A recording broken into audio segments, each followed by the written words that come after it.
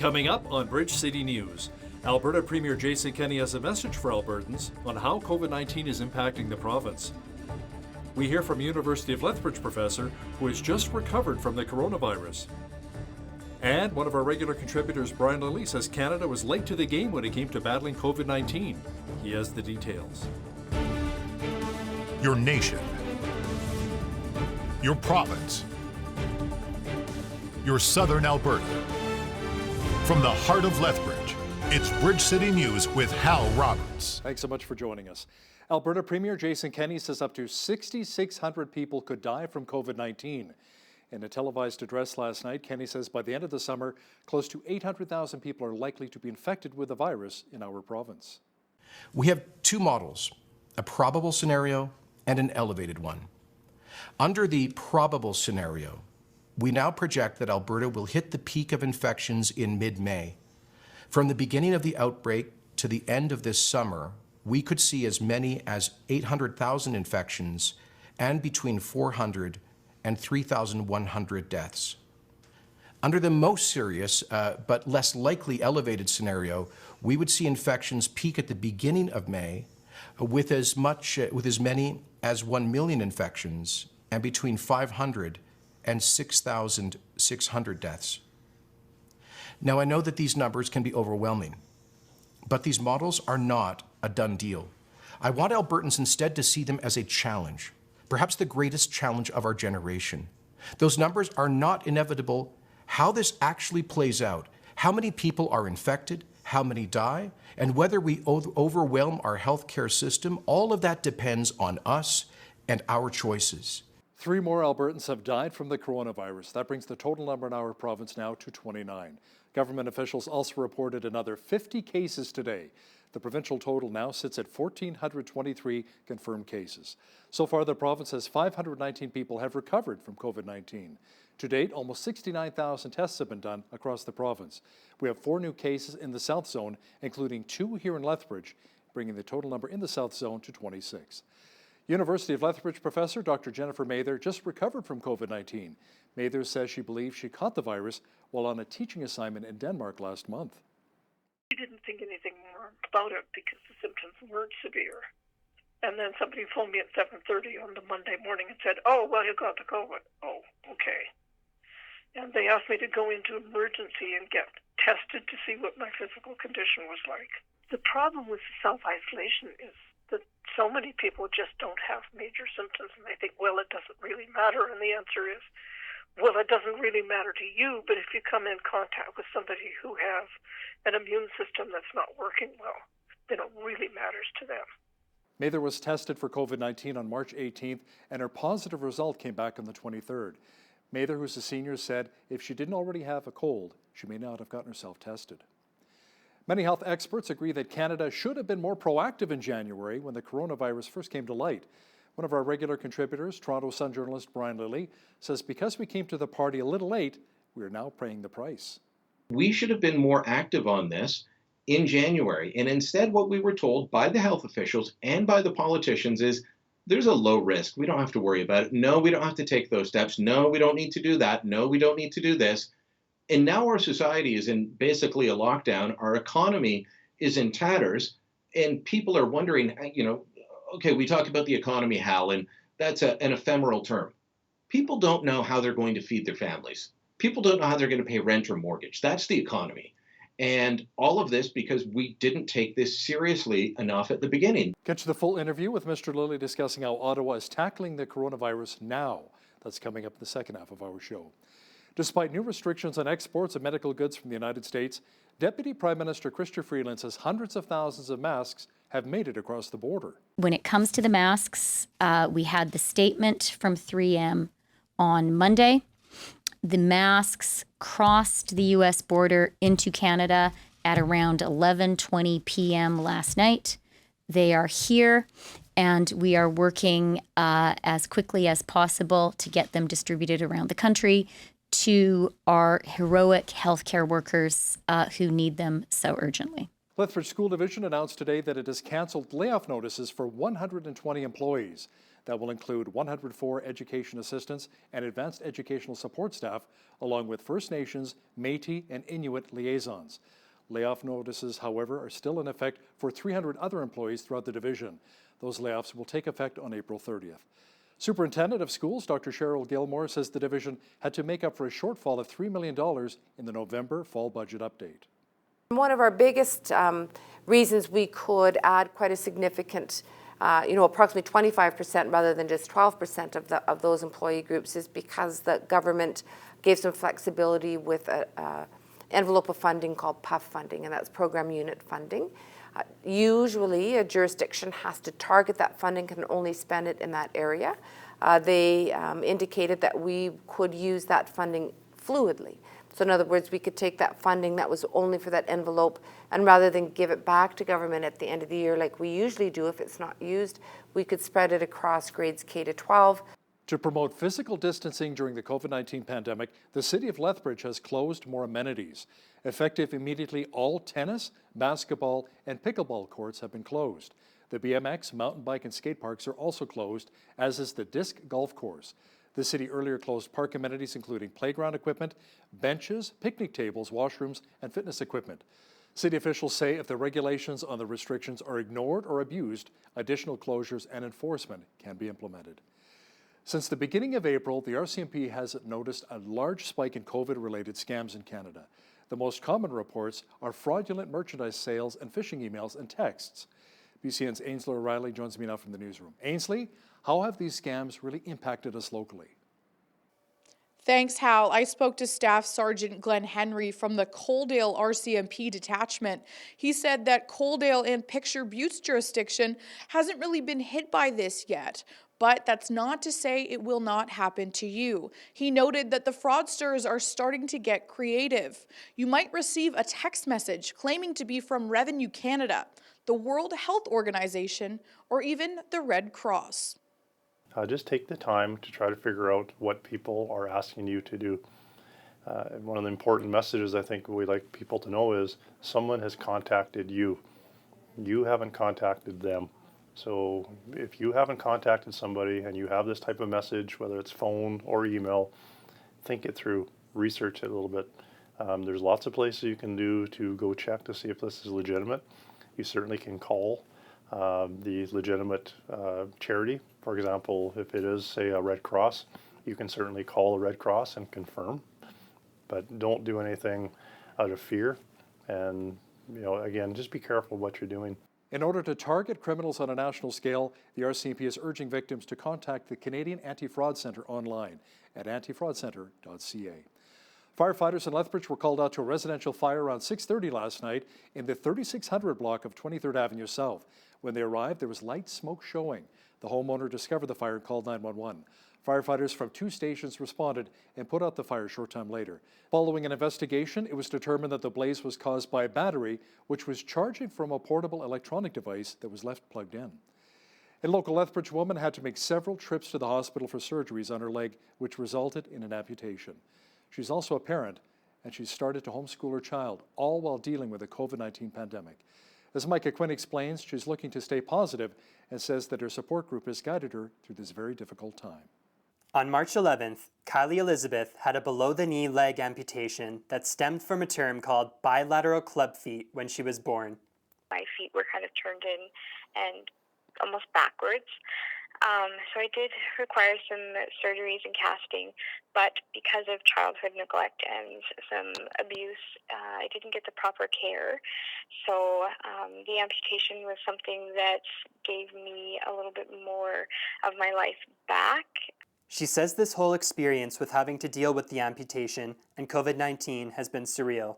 And honestly, it was really scary, and I do still have moments of fear because I haven't truly experienced what everyone else is. I've been hospitalized since before all of the drastic measures have been taken. Elizabeth also has a son and says that she has been homeschooling him, and his laughter has been a rock for her during this time. Because it's so new, it's just a trial and error thing. I mean, he's 7, so trying to explain to a 7-year-old that, it's not just a longer summer vacation, that we do still have to kind of keep up on our learning. It's been a little tricky some days. The positivity that Elizabeth has received from her support group has helped her immensely. And I am very thankful for the people that I do have in my life that have shown up. This would have been an entirely different story without all of them being there. Honestly, there isn't enough thanks in the world that I could send to them because people have dropped things off. They've, sent lots of positive messages. Even strangers, from seeing posts that I've written, have sent messages and really just been encouraging. She has one more important message for everyone during this time of COVID-19. It's just kind of a point where this is where love thy neighbor and do unto others really come into play and are really important to remember. For Bridge City News, I'm Micah Quinn. School classes may be cancelled, but Victoria Park High School is keeping up with assisting their students through the COVID-19 pandemic. The school is assisting students' families who live with food insecurity. This is something that we do during the course of the school year. So this isn't kind of a one and done situation. We have done Christmas hampers as an example for the last 10 or 11 years with support from our local Save On Foods. They donate a turkey and we raise money, do fundraising and get food out to families. And so this would be similar in that aspect, that when we take the food to the families, we don't always advertise. We just say, hey, we're going to stop by and check on you and make sure that things are okay. For sure, they are grateful. The gratitude that we receive is it can be emotional at times, actually. So we had one family that we delivered an Easter sort of basket to. I think we kind of caught them off guard because the mom called the school later on and absolutely wept on the phone, was just overwhelmed with the generosity from our program. So, and again, our community support. When Prime Minister Justin Trudeau wanted to bring forth a bill allowing the federal Liberals to have a signed blank check to deal with the coronavirus, many took issue with it, including Conservative leader Andrew Scheer. It seems now that the UCP here in Alberta may be doing something similar with Bill 10 to tackle the coronavirus. It allows any current minister to create and implement orders and order amendments without consultation. The bill was sponsored by Health Minister Tyler Shandro. Jay Cameron is a lawyer with the Justice Centre for Constitutional Freedoms. He joins me now via Skype from Calgary. Jay, what issues did you really have with the bill? It allows the health minister to bypass the legislature, bypass democratically elected representatives of the people, and do extraordinary things. For example, the health minister has no limit on the power of what that he can order apart from taxation. So, for example, there could be a framework set up where people could be paid to be snitches on their neighbors, or seizure of infected people from houses. Jason Kenney has already said that he's going to use cell phone apps to monitor people and their whereabouts. Those types of things, forced vaccinations. The World Health Organization has already said that it may be necessary to go house to house and remove infected people from their families. All of those things are on the table with this legislation. And the reason for that is because there is no limit to the power of the health minister under it, and there's no checks and balances. What action is your group taking? We're looking at things right now. It's difficult because the courts are closed, which of course is another problem with the suspension of civil rights and the democratic process, but we're looking at the situation carefully. Jay Cameron with the Justice Centre for Constitutional Freedoms, thanks for your time today. Thanks, Hal. Ontario Premier Doug Ford says his patience with Ontario's slow pace of testing for COVID-19 has run thin. He says he wants more done, including every long-term care resident and every frontline healthcare worker tested. Ford says Ontario needs to be doing around 13,000 tests per day. Absolutely unacceptable are the numbers of testing that we're doing. I may not understand health, but what people understand around this province and what I understand are numbers. And we also understand countries that have tested and ramped up testing have shown results. As I mentioned to our command table and to the CEO last night, my patience have run thin and no more excuses. Due to the COVID-19 pandemic, the Manitoba government is postponing public events marking the province's 150th birthday. Celebrations were to include a free outdoor concert, which has been pushed back to 2021. While this pandemic has brought out the best in our communities, like the thousands of Manitobans who have signed up to Help Next Door MB, for example, to volunteer and help those in need, and I thank all of them, the reality is that this is not the time right now for celebration. We are going to flatten the COVID curve, and as we do, we're going to ensure that all of us and our loved ones have a healthy Manitoba today and for many generations to come. And one of the things we have to look forward to is this great celebration next year. BC officials held a conference call with 130 faith leaders to discuss upcoming Easter celebrations. Provincial Health Officer Dr. Bonnie Henry says people can still celebrate religious holidays, but do so virtually. So as we're all aware, there are a number of important religious celebrations that are coming up in the coming weeks, starting tomorrow, really, and in the coming days. And many of us, millions around the world of many faiths, will be celebrating these major religious holidays. And we'll be celebrating collectively around the world in ways we've never done before, in many cases. Our faith leaders, and we had a call with a number of faith leaders from across BC again this morning, are also community leaders and people that we look to for guidance at these times when we're in crises, but also when we have times of these religious celebrations. And I am so happy to see and have been so impressed by how much they have shown through their actions that we can still celebrate and care for those around us in virtual ways. And as a matter of fact, many more people during this time are finding ways to connect with people online through their religious faith. The followers and congregations around the province here in British Columbia, please, now is our time that we need to pay special attention to our elders and seniors. Sanam Ahmad is a critical care doctor at Mount Sinai Hospital. She's a doctor on the front lines of New York's coronavirus. Dr. Ahmed says she has mixed feelings battling COVID-19. When I left my house today, I sort of had mixed feelings. On one hand, I left my kids at home so that I could go and fight this war along with my colleagues. But on the other hand, I feel optimistic. I feel hopeful because as a critical care physician, this is what we've trained for. The World Health Organization was on the defensive today after U.S. President Donald Trump blasted the UN health body over its recommendations on the coronavirus. Please don't politicize this virus. It exploits the differences you have at the national level.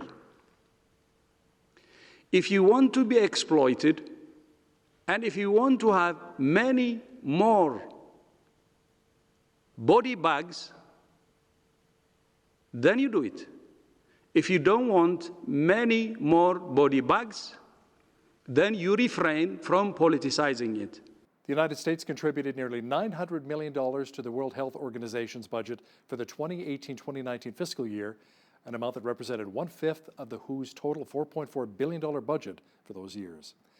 Democratic candidate Bernie Sanders announced today that he is ending his 2020 presidential bid. I wish I could give you better news, but I think you know the truth. And that is that we are now some 300 delegates behind Vice President Biden, and the path toward victory is virtually impossible. So while we are winning the ideological battle, and while we are winning the support of so many young people and working people throughout the country, I have concluded that this battle for the Democratic nomination will not be successful. The announcement leaves former U.S. Vice President Joe Biden as the presumptive Democratic nominee to challenge U.S. President Donald Trump in November. An aquarium in Georgia last week had some unexpected visitors. Check this out. Kittens from the Atlanta Humane Society showed up. The kittens named Nemo, Dory, Guppy, Marlin, and Bubbles all ran around the aquarium as it closed to visitors due to the coronavirus. That is so cute. A nice spring day in the Windy City once again today. It'll be even warmer tomorrow. Full weather details are coming up. We had lots of sunshine again today. Tonight, just a few clouds developing with a low near -7. Tomorrow, mainly sunny with a balmy high of 16 expected. A low pressure system returns on Good Friday, bringing clouds and showers and a high of 7. Saturday, a chance of flurries developing with the mercury dropping to -5. Easter Sunday, a mixture of sun and cloud and a high of 0. Easter Monday, a chance of flurries developing again with a high of -1. Tuesday, mainly cloudy and a high near 5 degrees. Checking the almanac now, the average high for this time of year is 11 degrees and an average low of -2.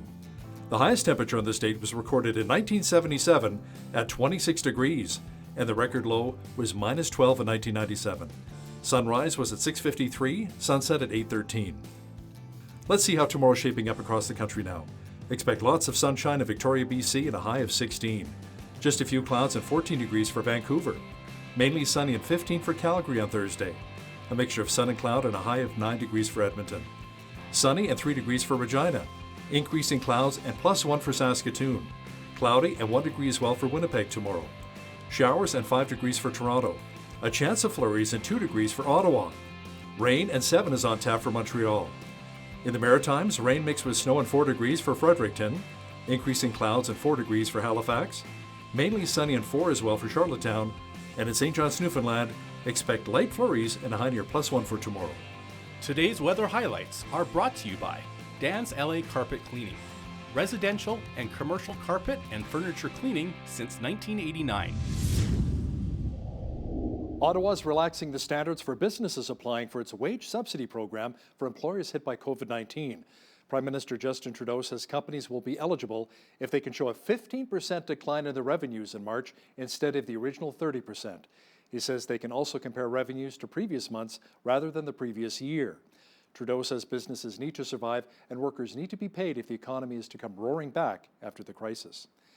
Air Canada says it hopes to rehire 16,500 workers as a result of its application to Ottawa's emergency wage subsidy program. The airline temporarily laid off workers last week due to travel restrictions imposed because of the COVID-19 pandemic. We do not know when and to what extent travel restrictions will be lifted, or when passenger demand will return to anything approaching normal levels. But we do know, based on a 90% capacity reduction, that the revenue loss will be massive. We've halted virtually all non-essential spending and are targeting $750 million in cash savings for the year. The effect of these dramatic cuts, route closures, and spending freezes is to essentially put our company into what amounts to a medically induced coma. Officials with Air Canada say most rehired workers will continue to remain at home given the collapse of global travel. It says many employees will receive more than 12-week duration of wage subsidy than they would from employment insurance. Employees will also maintain health insurance and other benefits. Canada's largest community credit union is temporarily cutting credit card interest rates to 0 for those facing difficulty as a result of the pandemic. BC-based Van City is offering the rate to personal and business cardholders who need to defer minimum payments for up to 6 months. The credit card interest rate cut is larger than the ones being offered by several of the large Canadian banks. Van City says it also has approved 97% of the 4,000 loan deferral requests it has processed for up to 6 months. The head of Canadian Natural Resources says it would be acceptable for Canada to sign an agreement to reduce production to support global oil prices. Tim McKay says he would support the solution at a meeting tomorrow of OPEC members and allied producers as long as it is broad-based and fair. Cenovus energy officials also told a virtual petroleum producer symposium that an international deal was a prudent thing to do. The CFO for Imperial Oil, Daniel Lyons, however, said it is better for government to stay out of business. Now, here's a look at today's markets. The TSX was up 311 points on the day to 13,925. The Dow was up 779 points to finish the day at 23,433. The S&P 500 was up 90 points to 2749, and the Nasdaq was up 203 points to 8,090. Oil was up $2.51 to $26.14 per barrel. Natural gas was down 6 cents to $1.79. Gold was down $2.13 to $16.44.01 an ounce. And silver was down a cent to $14.95 an ounce. Wheat is at $245 per metric ton, barley's at $241, canola's at $462, and corn is at $249 per metric ton. Live cattle were up $450 to $92.83, feeder cattle were up $495 to $121.68, and lean hogs were down $1 to $44.30. The Canadian dollar was down slightly on the day at $71.31 US. Recapping one of our top stories this hour, Lethbridge School Division announced today that it has canceled layoff notices for 120 employees. That will include 104 education assistants and advanced educational support staff, along with First Nations, Métis, and Inuit liaisons. Layoff notices are still in effect, however, for 300 other employees throughout the division. Those layoffs will take effect on April 30th. Now, when it comes to tackling the coronavirus head-on, it appears as though our National Emergency Strategic Stockpile may be missing in action. Toronto Sun journalist Brian Lilly has the details in just a moment.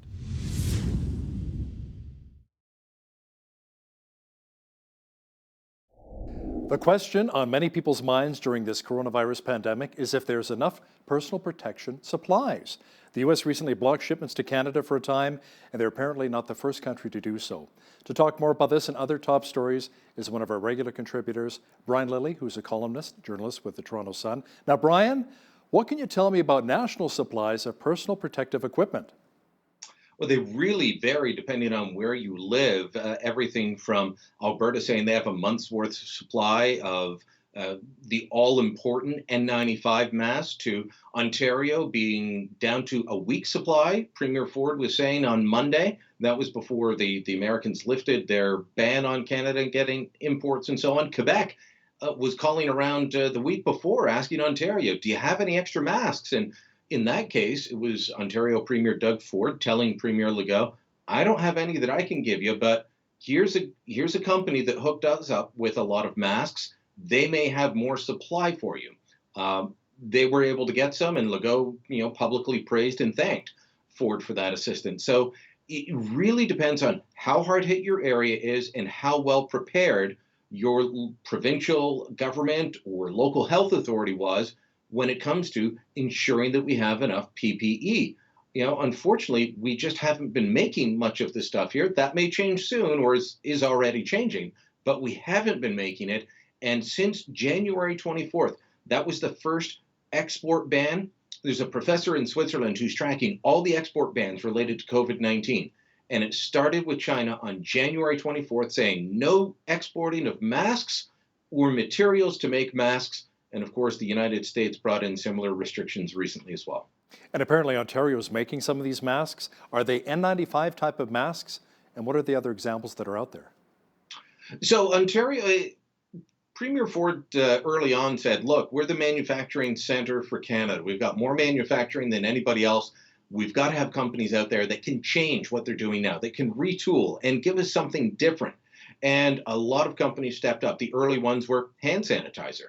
I mean, it's very easy for distilleries, and in a couple of cases, breweries, stepped up and said, we can make hand sanitizer. And we've seen this across the country where small craft distillers and even some of the big ones have said, here you go. You've got one of our lines, or you've got all of our production.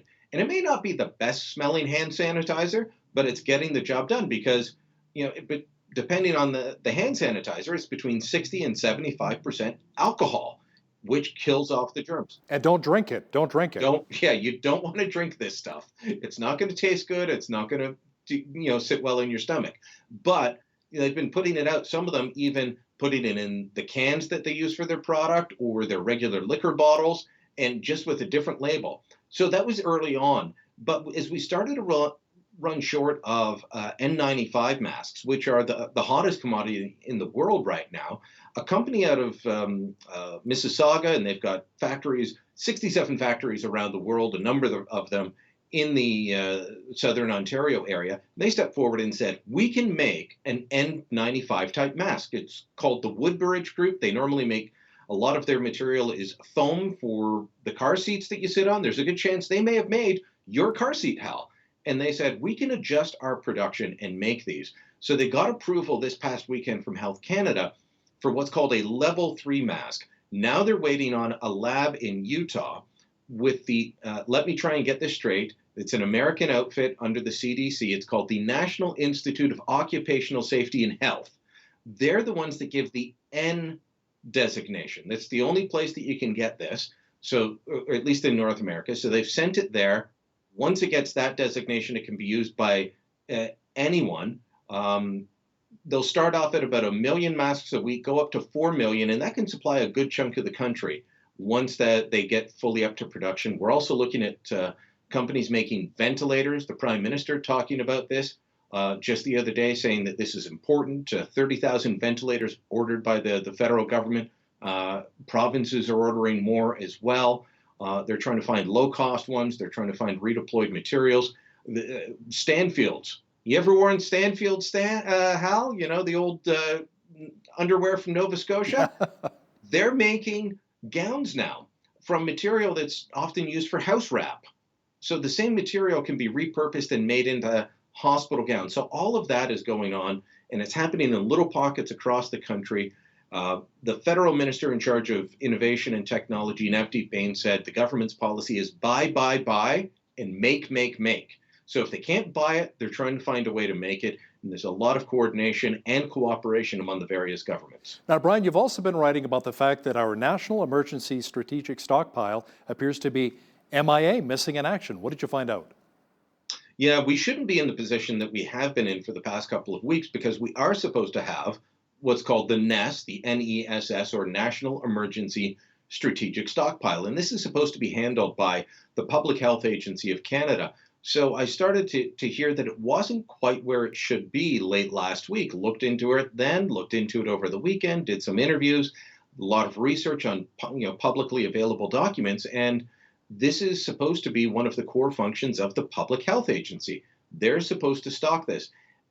The emergency stockpile consists of one central warehouse in the Ottawa area and then 10 regional warehouses across the country so that provinces can draw down on it. This was something handed to the Public Health Agency in 2004 after SARS. They said, we need to be ready for a pandemic. So in addition to the antivirals you already have, you need to stock personal protective equipment, the face shields, the gloves, the gowns, the face masks. They didn't do it. Now, I know a lot of people are saying, well, that's because they sent it all to China. Look, we sent 51,000 masks to China, and that's bad. But we only sent 1,100 masks. That's the number that I was given. So we did not lose our entire mask supply to that. They obviously had a change of heart, but you look at the comparison to H1N1, how we had 9-10 months of H1N1, 40,000 cases, 420 deaths, 8,000 people hospitalized.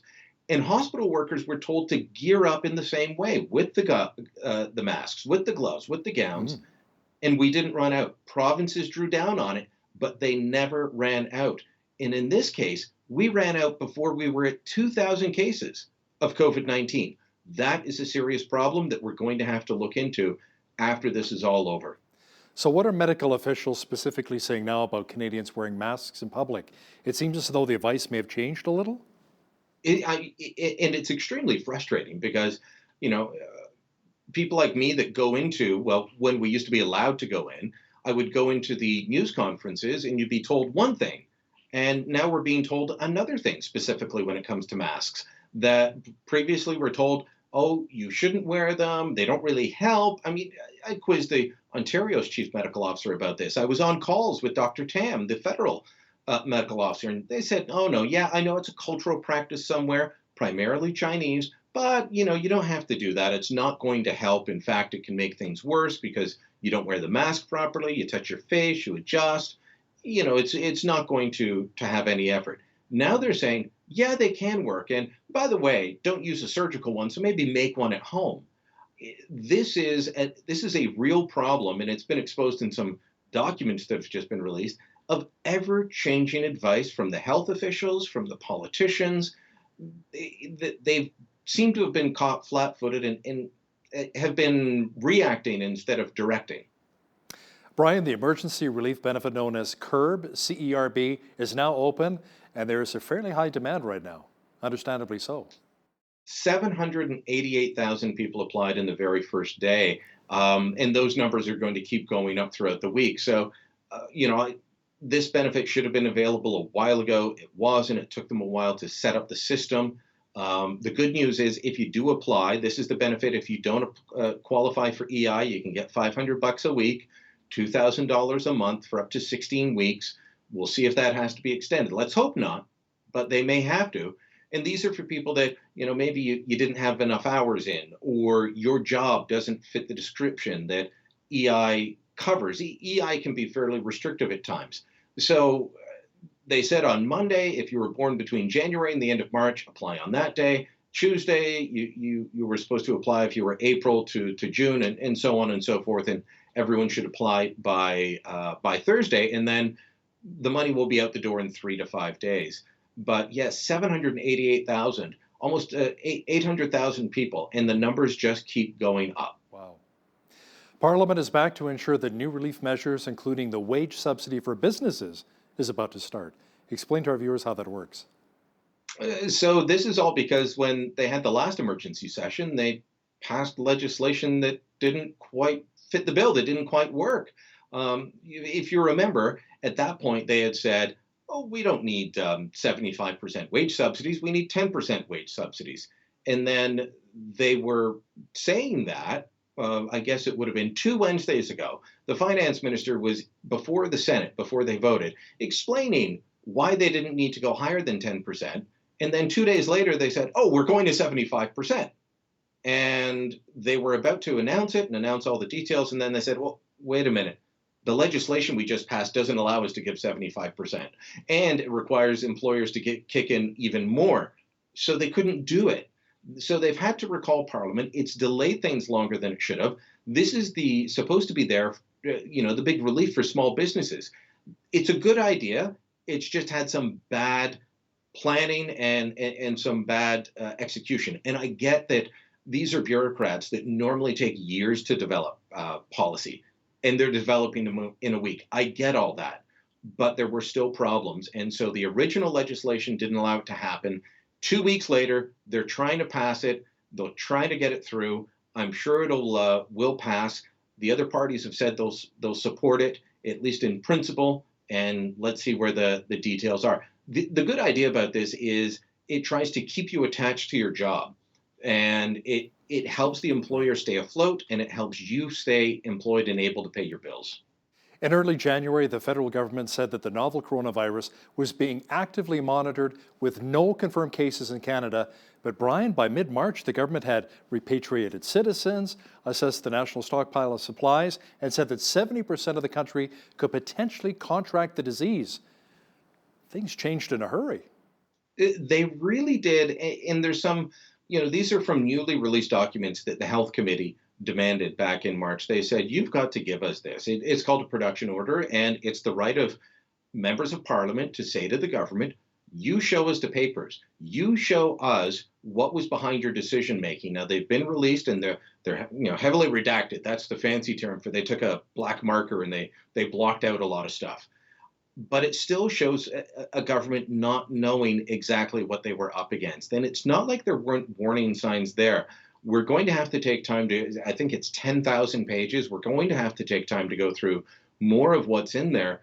But we should have been more active on this in January. And instead, what we were told by the health officials and by the politicians is there's a low risk. We don't have to worry about it. No, we don't have to take those steps. No, we don't need to do that. No, we don't need to do this. And now our society is in basically a lockdown. Our economy is in tatters, and people are wondering, okay, we talk about the economy, Hal, and that's an ephemeral term. People don't know how they're going to feed their families. People don't know how they're going to pay rent or mortgage. That's the economy.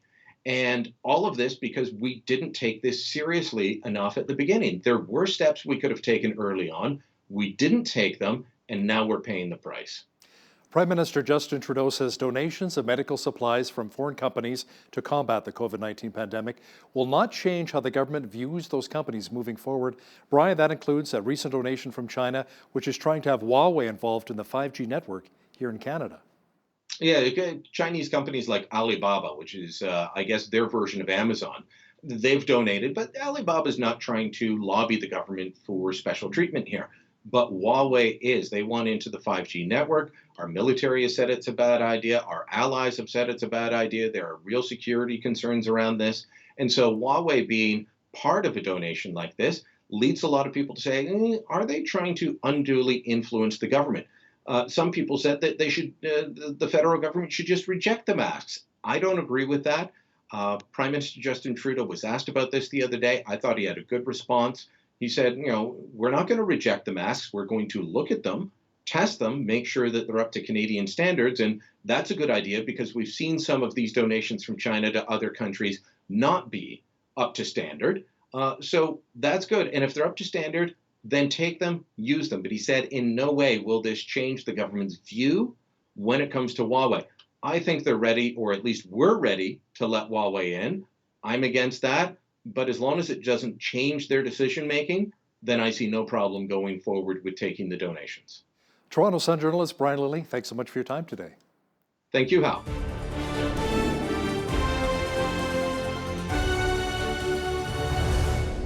Abortion is a topic that stirs up passion on both sides of the debate. It seems, however, that the pro-life side of the conversation is not being welcomed in the public square. Joining me now in studio today is Ruth Shaw. She's the Executive Director of National Campus Life Network in Ottawa, and we're going to discuss this very hot-button topic of abortion. Ruth, welcome to BCN. Thank you for having me. So tell me about your organization, NCLN. What is it all about?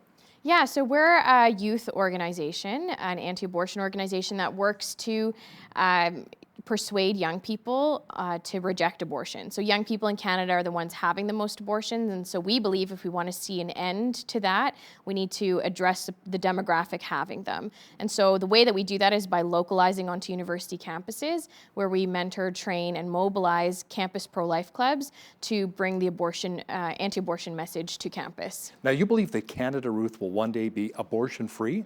How is that possible in a country like ours? Yeah, I mean, I don't think it's going to happen in a short amount of time. But if you look at other movements, especially on the left and in any other sphere, where you're able to catalyze people and speak to people and get them to adopt certain life-affirming values through repeated messaging, or through just constantly bringing the debate and exposing how bad something is, I do believe that at some point in our lifetime, we will see massive amounts of people reject abortion as more and more comes to light as to exactly how bad abortion actually is. And you believe that young people are truly the catalysts for changing society and our mindset here in Canada? How so?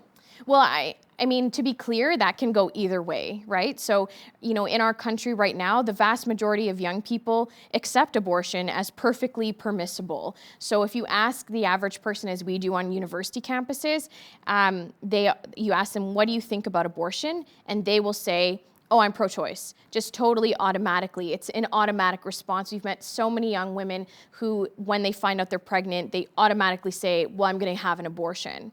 So you can be a catalyst for change in that way too, by promoting abortion and accepting it and promoting it to your peer group.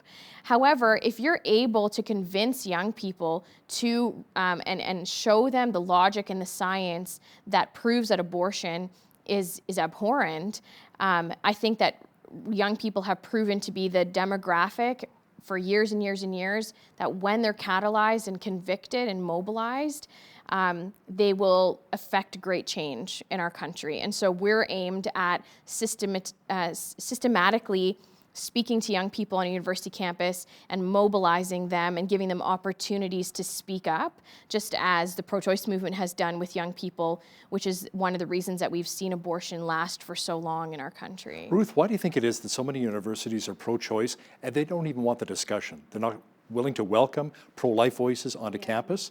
Why do you think that is? Yeah, so, there's obviously probably money involved somewhere, but we're also dealing with a narrative and a history in our country of abortion being on demand for a very long time. So this is now the third generation that we're seeing who just accepts abortion as totally acceptable. So, you have young people graduating and then coming into positions of leadership. And if no one is affecting that generation in some kind of massive way, then all you're going to see is the continual perpetuation of the abortion rhetoric across our country. I mean, you see that greatly with Prime Minister Justin Trudeau. He graduated from a university campus, McGill. He did social justice work. He was an advocate for various things, and now he's in a position of leadership promoting certain things that are, destroying the fabric of our country, namely free speech. Now, you had an interesting experience at Carleton University. Why don't you share with our viewers what happened? Yeah, so, quite a long time ago, 10 years ago, I was running the pro-life club on my own campus, Carleton University. And, we were aimed at bringing the dialogue to campus no matter what. And so we wanted to put on a display that showed people exactly what abortion was. And the student union and our administration really didn't like us. We were sort of infamous on campus because we wouldn't let up in our messaging. And we applied to use this space on campus to put up the display, and the administration had a big problem with that, and so they denied us the ability to use space that everyone else on campus is allowed to use. And so we said to the university, this is discrimination. It's content-based discrimination. We're tuition-paying students, so we have a right to this property, and it's not for universities to decide who gets to talk about what.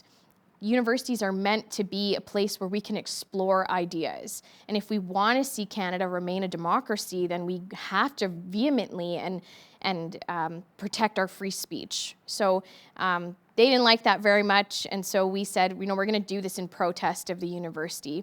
So we showed up with our display very peacefully, and they had called the Ottawa City Police to have us arrested, and they handcuffed us and put us in paddy wagons, and then took us to a security building on campus, and then uncuffed us, charged us with trespassing on our own campus, and then told us to go to class. Oh my goodness. And so we subsequently filed a lawsuit against the school for their discrimination, but unfortunately we lost because laws, courtrooms are not immune to politics, I would say. Speaking of politics, how do you feel when leaders say the abortion debate is no longer open? Even the Conservative Party of Canada, the last election, say we're not going to reopen this debate. Yeah. I think it's incredibly disappointing to see how far removed our politicians are from real life. In our country, a majority of Canadians want to see a restriction on abortion in late term, in the third trimester, and that was recent polling that was released through Angus. And I think you are buying into a narrative that makes them afraid to have a conversation about abortion. But our philosophy is, as is many other organizations in the movement, people are having abortions, and they're having them to the tune of 100,000 a year. So you're talking about a very serious medical procedure that we've politicized to the point where we can't even talk about it. And that's a problem. That's a health risk to women and children, obviously. There are women who are being trafficked who have abortions. There are women who are in abusive relationships who are being pressured. And we can't effectively help any of them because there's this sort of blanket over the whole thing. So long story short, they're wrong, and the more that they try to say the abortion debate is closed, the more that we'll talk about it. Ruth, what about the, let's say husband and wife, let's say the wife was raped, and the husband and wife say, we don't want to have this rapist's child growing inside of my wife. That's why we're having an abortion. What do you say to a couple like that? And they both agree that they don't want to have this child, they don't want to bring this child to term. So first and foremost, it's critical that anyone who is aiding someone in this situation is able to speak compassionately to the people who are involved, because there are 3 people involved in this situation: the baby, the mom, and the dad. And in fact, they are now parents, whether they planned to be or not. And even if there was someone else involved, this person's wife, right, she was involved. She's now a mom. And as much as that child is partially the result of a rapist, a very horrible person who's done a horrible thing, they're also partially this woman's got her DNA, and that should make them valuable to whoever is involved in the situation, even if they came from a difficult circumstance. So it's not the baby's fault, right? It's not the baby's fault. So maybe just give the baby up for adoption. Maybe bring the baby to term. Ultimately, abortion is not an eraser, and abortion cannot unrape a rape victim. And so what we say to women is that you're looking at perhaps adding trauma in an already very traumatic situation. There have been many women who've had abortions who say it felt like being raped again because the procedure is very intrusive.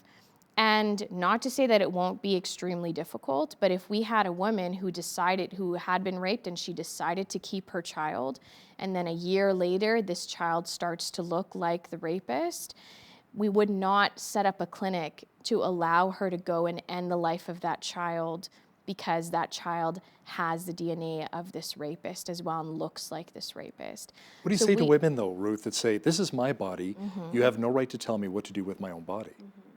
Yeah, so what we often say is we ask a lot of questions. So we would predominantly ask first, is there one body or 2 bodies? When you're pregnant, how many bodies are there? And if you're pregnant, do you have 4 arms and 4 legs? Obviously not. You're not, a hermaphrodite. You're carrying someone else's body. And in our species, this is how people procreate. So it's not just your body. And so from a human rights perspective, you need to weigh the rights of both individuals just like you would in any other situation between two born people. My rights end as soon as I'm going to harm you, and both are considered equal. So similarly, we need to look at the child's rights and the rights of the mom as equal. And in that way, abortion is nothing more than age discrimination because they're younger, more vulnerable human beings, and for that reason, their rights are discounted. How did we reach this point, Ruth, that Canada became a country with no restrictions on abortion? I mean, even liberal nations like France and Sweden have gestational restrictions. Yeah, it's a good question. So again, from my perspective, it's a historical narrative that's been passed down now generation to generation, and the result of abortion is very hidden from the public. You know, you could go, if you're not in some specific field, you could go years without knowing where the abortion clinic is in your city, or that abortions are even happening, or what is abortion at all. People have this very vague concept about what abortion is. And so for that reason, it's easy to build marketing and a narrative around something that people don't really understand.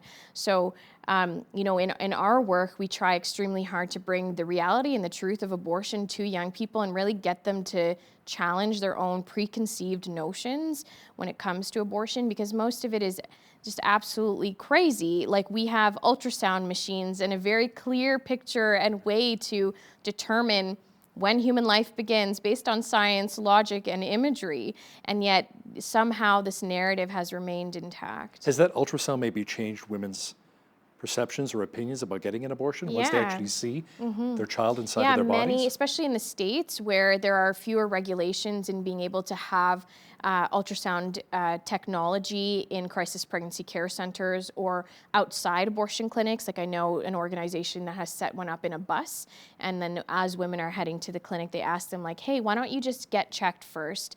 And then they're able to convince them to have an ultrasound, and it's had an incredible ability to change women's minds. And I know so many stories like that where once they actually are able to see either what an abortion is or the ultrasound image of their own child and their own offspring, their minds change. You know what's interesting too, Ruth, is that recent studies have shown that Canadians, though the majority of Canadians are pro-choice, they're actually against gender-selective abortions. Yeah. Why do you think that is?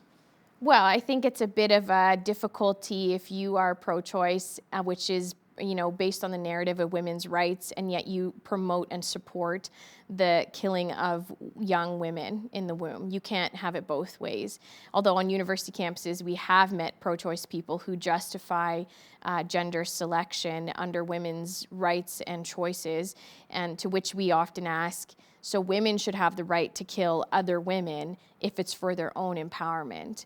You can't have it both ways. So I think pro-choice people who are more reasonable do see that there's a problem with using abortion to kill women. And we're, you know, in China and India, this is certainly proven to be a problem. It's nothing more than dehumanization. And, you know, similarly, there are a lot of pro-choice people who I think would oppose late-term abortion, at least from our experience on campus, and certainly the polling suggests that most reasonable people can see, okay, like if she's in crisis at first, you know, or, you know, having those conversations, but once the baby's viable, all those arguments fall apart. Not that they were very good to begin with, but they become far less understandable. Sometimes people as well, Ruth, they want to have an abortion when they find out that their child maybe has Down syndrome. You know, there's some real physical challenges with this child. What do you say to that couple? Well, again, you know, what we've typically said is, would you have the same mentality with a born child who has disabilities? Now, problematically in our country, some people probably would say, you know, end their life as well. So what we try to do is explain value, and we explain that, you know, there are varying, you know, just variables or characteristics that change through the course of your life. And we need to eliminate suffering and not sufferers. And frankly, people with Down syndrome are some of the happiest people that I have ever met, and they bring so much joy and color to our world. And if the left truly wants to be diverse and, you know, identity politics and really value people based on who they really are, then certainly this hypocrisy around abortion when it comes to disabilities is just absolutely ridiculous and needs to change. I know a couple in Edmonton, they had to wait 3 years to adopt because there was a shortage of babies. Wow. So doesn't that make sense then to have the babies, to bring them to term, eliminate abortion, and then bless these families that want to have children and adopt kids? Yeah, it's a very have the opportunity, right? Yeah, very interesting that many people who support abortion are also against adoption, and they say, well, you're going to have a child out there. How traumatic is that? Well, I mean, abortion is extremely traumatic to go through, yet we don't talk about it as a trauma, which adds another trauma to that situation. But yes, you know, I myself was adopted as a baby from India, and I think that, you know, people would be blessed to adopt, and certainly there are more couples waiting to adopt children than there are children in Canada. Ruth Shaw, Executive Director of National Campus Life Network out of Ottawa. Thanks for joining us here in studio today. Thank you so much for having me. On behalf of all of us here at BCN, I'm Hal Roberts. God bless, and thanks so much for watching.